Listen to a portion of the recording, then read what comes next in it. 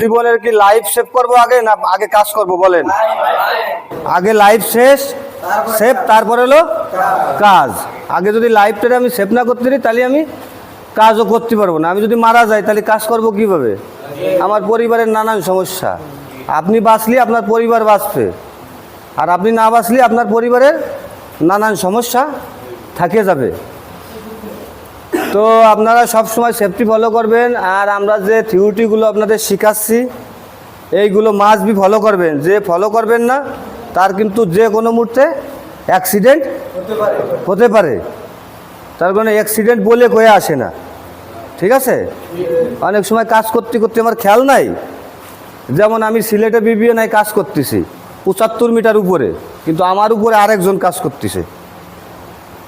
আমার মাথায় আমি ওয়েল্ডিং করতে করতে মনে করেন উপরে আরেকজনে কাটিং টচ দিয়ে কাটিয়ে আমার মাথার উপরে আগুন ফেলাইছে। যদি ওই দিন আমার সেফটি অ্যাওয়ারনেস না থাকতো তাহলে আমি নিচে অটোমেটিক চলে যেতাম। তখন আগুন যখন আমার গাড়ে পড়েছে তখন আমি কি করতাম? ফাল দিতাম না একটা কিছু করতাম।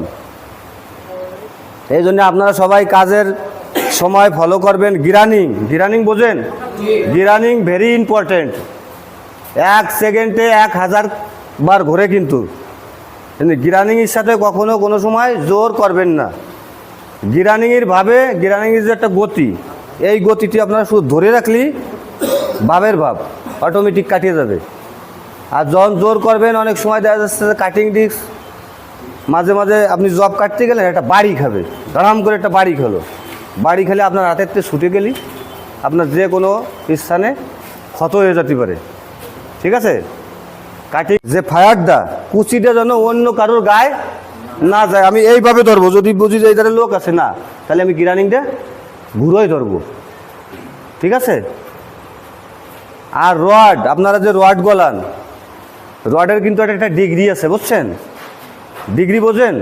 একটু ডিগ্রি কোন আছে ডিগ্রি মারবেন। আমি যখন এই রডটারে টয়লেট ওভারের থেকে মারবো, মারতে আমার হাতটা কিন্তু এইভাবে আস্তে আস্তে ঘুরিয়ে যাবে।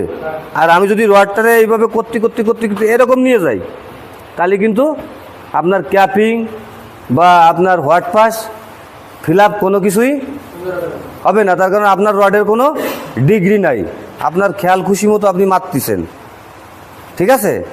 এই জন্যই আপনারা যখন মারবেন মারতে হাতটা ঘুরিয়ে বডি ঘুরিয়ে যাবে। আর অনেকে আছে জব মারেন কাঁপেন না, আপনার এই পজিশনে দেওয়া আছে কোন জায়গা আমার সুবিধা হয়, নয় আপনার আঁঠু বাঁধাবেন, নয় আপনার ডিনা বাঁধাবেন, নয় মাজা বাঁধাবেন।